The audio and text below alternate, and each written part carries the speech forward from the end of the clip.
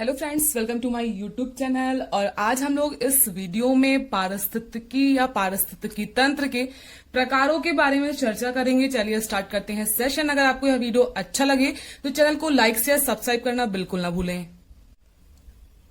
तो हम लोग इस वीडियो में पढ़ेंगे पारिस्थितिकी तंत्र के प्रकार। पारिस्थितिकी तंत्र के जो प्रकार हैं वो दो टाइप्स के। पहला है प्राकृतिक पारिस्थितिकी तंत्र और दूसरा है कृत्रिम पारिस्थितिकी तंत्र। प्राकृतिक पारिस्थितिकी तंत्र वह है जिसका निर्माण स्वयं प्रकृति ने किया हो, उसे प्राकृतिक पारिस्थितिकी कहते हैं। और एक ऐसा पारिस्थितिक तंत्र जिसका निर्माण मनुष्य के द्वारा किया गया है वह कृत्रिम हो जाएगा। अर्थात कृत्रिम पारिस्थितिकी तंत्र का निर्माण किसने किया है? मनुष्य ने या मानव के द्वारा किया गया है। जबकि प्राकृतिक का यूज किसने किया है? प्रकृति ने। अगर हम लोग प्राकृतिक को थोड़ा सा चेंज कर दें तो उससे ही निकल आएगा हमारा प्रकृति। तो उसको याद कर सकते हैं कि प्रकृति ने निर्माण किया है प्राकृतिक पारिस्थितिकी तंत्र का, कृत्रिम का निर्माण किया है मनुष्य ने। अब प्राकृतिक के अंतर्गत आते कौन कौन से हैं? समुद्र का पारिस्थितिकी तंत्र, वनीय, पर्वत, मरुस्थल, नदी, झील, घास का मैदान और तालाब। बहुत बार क्वेश्चन यह बनता है कि सबसे बड़ा पारिस्थितिकी तंत्र कौन सा है? तो हमारा हो जाएगा समुद्र का सबसे बड़ा पारिस्थितिकी तंत्र है। अगर कभी कभी ये भी पूछ लेता है कि सबसे छोटा कौन सा है, तो तालाब जो है वह सबसे छोटा पारिस्थितिकी तंत्र है। अब वैसे ही कृत्रिम में भी है। बाग बगीचा हो गया, नहर हो गया, एक्वेरियम हो गया, खेत हो गया, यह सारे पारिस्थितिकी तंत्र निर्माण किसने किया है? मनुष्य ने। इसलिए इसको कहेंगे कृत्रिम पारिस्थितिकी तंत्र। अगर कभी यह पूछ ले कि कृत्रिम पारिस्थितिकी तंत्र में सबसे बड़ा कौन सा है, तो हमारा आंसर हो जाएगा खेत सबसे बड़ा कृत्रिम पारिस्थितिकी तंत्र है। और अगर यह पूछ ले कि सबसे छोटा कौन सा है, तो जो सबसे छोटा हो जाएगा वह हो जाएगा हमारा एक्वेरियम। सबसे छोटा पारिस्थितिकी तंत्र है कैसा? कृत्रिम। कृत्रिम को क्या कहते हैं? जो मानव द्वारा निर्मित हो। तो ये रहे पारिस्थितिकी तंत्र के प्रकार। अब हम लोग चर्चा करेंगे पारिस्थितिकी तंत्र के घटक के बारे में। पारिस्थितिकी तंत्र के जो घटक हैं उनको 3 भागों में बांटा गया है। पहला है जैविक घटक, दूसरा है अजैविक घटक, तीसरा है ऊर्जा का घटक। इवन मैंने जब स्टार्टिंग में इन्वायरमेंट की शुरुआत की थी तभी मैंने जैविक घटक और अजैविक घटक के बारे में जानकारी दी थी डिटेल्स में। अगर आपने वह वीडियो नहीं देखा है तो आप जाकर हमारे चैनल को सब्सक्राइब कीजिए और वहां पर इस वीडियो को आप देख सकते हैं। तो हम लोग अब चर्चा करेंगे जैविक घटक के बारे में। तो जैविक घटक के मैंने आपको 5 भाग बताए थे। उन 5 को छोड़कर जो भी बचता है वह हमारा अजैविक घटक के अंतर्गत आएगा। तो जैविक घटक में पहला है जीव जंतु, दूसरा है वनस्पति, तीसरा है शैवाल, चौथा है कवक और 5वां है जीवाणु। जिसके अंतर्गत हम लोग जीव जंतु को उपभोक्ता वर्ग मानते हैं और वनस्पति और शैवाल को उत्पादक वर्ग मानते हैं।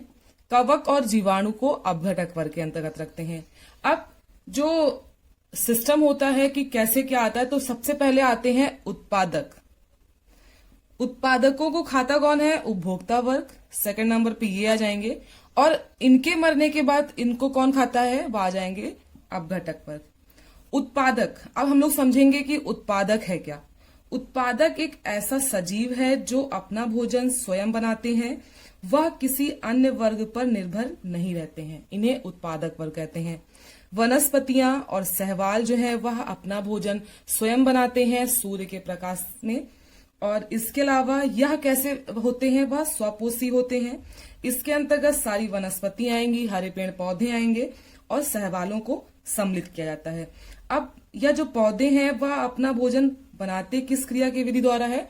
तो वह बनाते हैं प्रकाश संश्लेषण की क्रिया में यह बनाते हैं। अब हम लोग समझेंगे उत्पादक वर्ग के बारे में पूरी जानकारी। अब इसके बाद आता है उपभोक्ता वर्ग। यह सजीव ऐसा है जो अपना भोजन स्वयं नहीं बनाता बल्कि वह डिपेंडेंट होता है। उपभोक्ता वर्ग उत्पादक पर निर्भर होता है कि वह बनाकर देगा तभी वह खाएगा। अब उपभोक्ता वर्ग में भी बहुत सारी श्रेणियां बांटी गई हैं, उनकी चर्चा हम आगे करेंगे। इसके बाद क्या होता है, जब उपभोक्ता वर्ग मर जाता है तो उनके बचे हुए शरीर को कौन खा लेता है? अपघटक वर्ग। अगर फॉर एग्जाम्पल मैं यहाँ पे लूं कि सपोज यहाँ पे हमने रख दिया एक टिड्डे को। टिड्डे ने बनाया क्या? टिड्डे ने खाया घास को, घास ने खाया टिड्डा, टिड्डे को खा लिया सांप ने। और सांप को खा लेगा कौन बाद में? चील या गिद्ध। तो यही क्या हो जाएगा, एक सर्कुलेशन, एक सीरीज, एक श्रृंखला बन जा रही है कि एक घास जो है वह उत्पादक वर्ग है, टिड्डा जो रहा वह भी उपभोक्ता वर्ग है, सांप भी हमारा उपभोक्ता वर्ग के अंतर्गत ही आएगा, लेकिन वह किस श्रेणी का है, वह श्रेणी में डिफाइंड हो जाएगा। अब जो चील है हमारा वह अपघटक वर्ग है।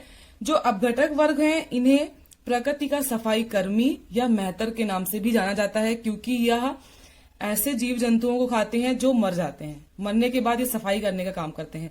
तो अब हम लोग समझेंगे डिटेल में उत्पादक वर्ग के बारे में। उत्पादक वर्ग ऐसे सजीव होते हैं जो अपना भोजन स्वयं बनाते हैं, अर्थात वह किसी अन्य जीव पर निर्भर नहीं होते हैं, और यह स्वपोषी कहलाते हैं क्योंकि वह स्वयं पर निर्भर हैं। वह किसी पर निर्भर नहीं है, इसलिए वह स्वयं स्वपोषी हैं। अब उत्पादक वर्ग के अंतर्गत कौन कौन आएगा? वह आएंगे हरे पेड़ पौधे और शैवालों को इसमें सम्मिलित किया जाता है। पौधे अपना भोजन प्रकाश संश्लेषण विधि के माध्यम से बनाते हैं। आप प्रकाश संश्लेषण की एक क्रिया मैंने एक छोटे से डायग्राम से आपको समझाने की कोशिश की है कि सूर्य का प्रकाश जब उपस्थित होता है तो जो भी पौधे का हरा भाग है, मैंने एक पत्ती को यहाँ पर लिया है और इस पत्ती में क्या है, वो ग्रीन कलर की पत्ती है और इसमें सूर्य का प्रकाश पड़ रहा है। तो प्रकाश संश्लेषण की क्रिया के दौरान हमें जरूरत किस किस चीज की होती है? क्लोरोफिल की, इसके बाद सूर्य का प्रकाश, CO2 कार्बन डाइऑक्साइड, जल चाहिए होता है और खनिज तत्व, इनकी आवश्यकता होती है हमें प्रकाश संश्लेषण की क्रिया में। सूर्य से आने वाली जो किरणें हैं उनको अवशोषित करती हैं पत्तियां, और पत्तियों पर जब यह भोजन तैयार हो जाता है तो यह भोजन खनिज या जल के माध्यम से पहुंचता है। तो जो भोजन पहुंचाती हैं या खनिज तत्वों को जो पहुंचाती हैं वो फ्लोएम कहलाती हैं, और जो जल को लेकर जाती हैं जमीन से ऊपर की तरफ तो वह कहलाती हैं जाइलम। जा से जल, जा से जाइलम। प्रकाश संश्लेषण की क्रिया में एक सूत्र बनता है 6CO2 + 12H2O, जो कि क्लोरोफिल और सूर्य के प्रकाश की उपस्थिति में बनाता क्या है? Glucose, C6H12O6। ग्लूकोज का निर्माण करता है प्रकाश संश्लेषण, और इसके बाद बनता है क्या? ऑक्सीजन और जल, C6O2 + 6H2O। तो यह फॉर्मूला बहुत बार एग्जाम्स में पूछा गया है, तो इसको आप लोग याद कर लेंगे। इसके बाद कई कई क्वेश्चन पूछते हैं कि सबसे ज्यादा प्रकाश संश्लेषण की क्रिया किस रंग में होती है? तो होती है लाल रंग में। बहुत बार क्वेश्चन यह भी आता है कि सबसे धीमा प्रकाश संश्लेषण किस में होता है? तो वह हो जाएगा आंसर हरे रंग में। इसके अलावा पूछते हैं पत्तियों में अगर भोजन का निर्माण हुआ, जो यह पत्ती है अगर इसमें भोजन का निर्माण हुआ तो इस भोजन के निर्माण को विभिन्न पौधे के विभिन्न भागों तक कौन पहुंचाता है? तो काम होता है फ्लोएम का। भोजन को पौधे के विभिन्न भागों में पहुंचाना यह काम है फ्लोएम का। अगर कहें कि जल या खनिज तत्वों को जड़ से, जो जड़ से लेकर जा रहा है पेड़ के ऊपरी भाग में, तो यह कौन लेकर जा रहा है जल या खनिज तत्व? तो वो लेकर जाता है जाइलम। जाइलम क्या करता है? खनिज तत्वों को जड़ से पौधे के विभिन्न भागों तक पहुंचाने का कार्य करता है, वह है जाइलम। अब उपभोक्ता वर्ग के अंतर्गत क्या आता है? तो ऐसे सजीव जो अपना भोजन स्वयं नहीं बनाते हैं उन्हें उपभोक्ता वर्ग के अंतर्गत रखा जाता है। उत्पादक वर्ग ऐसे थे जो अपना भोजन स्वयं बनाते थे, लेकिन उपभोक्ता वर्ग ऐसे हैं जो अपना भोजन स्वयं नहीं बनाते हैं, इसीलिए इन्हें कहा जाता है परपोषी। पर का अर्थ है निर्भर रहना, और किस लिए निर्भरता होना? किसी पर, पोषण के लिए। पोषी का अर्थ है पोषण, अर्थात भोजन के लिए। ऐसा व्यक्ति जो निर्भर हो किसी अन्य चीजों पर, उन्हें कहेंगे हम लोग उपभोक्ता वर्ग के अंतर्गत रखते हैं। अर्थात ऐसे सजीव जो अपना भोजन स्वयं नहीं बनाते हैं उन्हें परपोषी कहते हैं। अब इसमें भी टाइप्स हैं, और इसके टाइप्स हैं कितने? 3। पहला है प्रथम श्रेणी के उपभोक्ता, द्वितीय श्रेणी के और तृतीय श्रेणी के। अब हम लोग समझेंगे कि प्रथम श्रेणी के अंतर्गत कौन कौन आता है। आप समझेंगे कि प्रथम श्रेणी के उपभोक्ता होते क्या हैं। तो प्रथम श्रेणी के उपभोक्ता ऐसे सजीव जो उत्पादक वर्ग पर निर्भर रहते हैं उन्हें प्रथम श्रेणी का उपभोक्ता कहते हैं। उदाहरण के लिए समझेंगे टिड्डा, खरगोश, हिरन, जिराफ, बंदर, गाय, भैंस, भेड़, बकरी, हाथी, ऊंट। मैं आपको बता दूं, टिड्डा, खरगोश, हिरन, या जो है वह बहुत पूछे जाते हैं एग्जाम्स में। तो जो भी मैं आपको बता रही हूँ, इन शॉर्ट बता रही हूँ, तो ये आपके एग्जाम्स के लिए बहुत जरूरी है। हम बहुत बड़ा सा नोट्स बना लें और उसमें एग्जाम से कुछ भी ना आए तो वह इम्पोर्टेंट नहीं है। हमारे लिए इम्पोर्टेंट है कि हम कैसे अपना एग्जाम क्लियर करें। तो जो इम्पोर्टेंट है प्लीज उनको याद जरूर करिएगा।